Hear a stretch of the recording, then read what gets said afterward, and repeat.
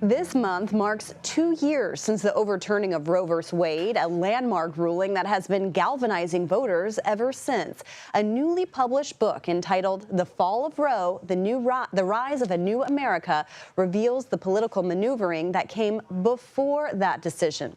And the authors join us now, Lisa Lerer and Elizabeth Dias. They are both journalists for the New York Times. Thank you both for being here, and really congratulations on this book. I'm really excited to talk to you both. Elizabeth, I want to start with you because you and Lisa reveal this untold story, in quotes, about the network that took down Roe. This is a fascinating part of this book. Tell us what you found. Sure. Thank you so much. Our book, The Fall of Roe, really documents, like you said, the untold story of how Roe was overturned. And we found this network of conservatives, mostly Christian conservatives, who over the past 10 years developed new strategies, had a few lucky breaks, but were able to go from what they thought was the lowest point in their movement when they would not be able to overturn Roe. That was actually, it's hard to imagine, but that's where they were about 10 years ago. And things completely changed over this time period to where they were able to overturn Roe v. Wade. It was a combination of local activists, state lawmakers, and some high-powered lawyers and activists. And our book really it documents this first narrative, right? It's this first look at what this pivotal decade, what we call the last decade of the Roe era in American life. We document, what actually happened there. This is the topic that's easy to quickly become polemical.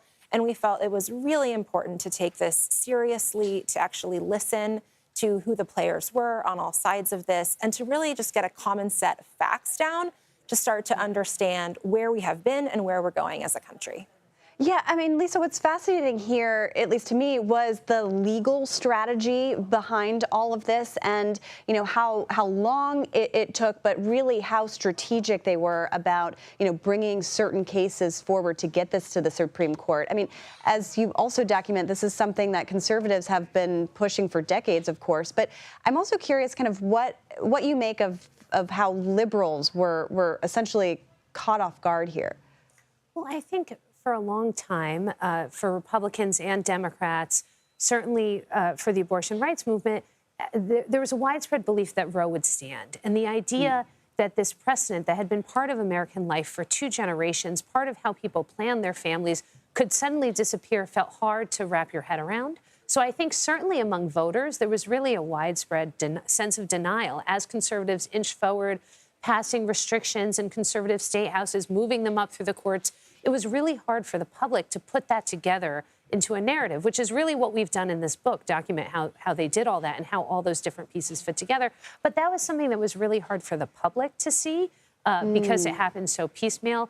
And then in terms of the abortion rights movement, I think once you get Donald Trump in office and he gets awfully lucky and gets these 3 appointments to the Supreme Court, it becomes something that's almost impossible for them to stop because it's just moving up from these conservative state houses. These restrictions are inching their way through the court system to a Supreme Court that really in such a short period turned dramatically against abortion rights. So in some ways, I think there was this sense of denial, but there also became this movement like a growing snowball that became almost impossible to stop.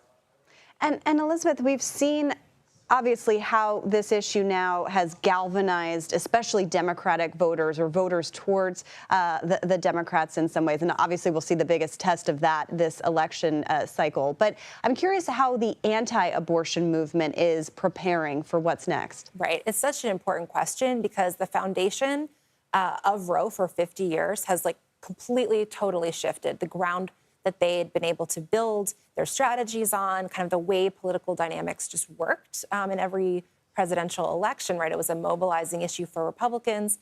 That groundwork is totally different now. And we're really in an unprecedented time when we're seeing the abortion issue really mobilize Democratic voters in new ways. It's presenting new challenges for the anti-abortion movement. They had been so strategic, thinking in generational long sort of arcs for how they planned.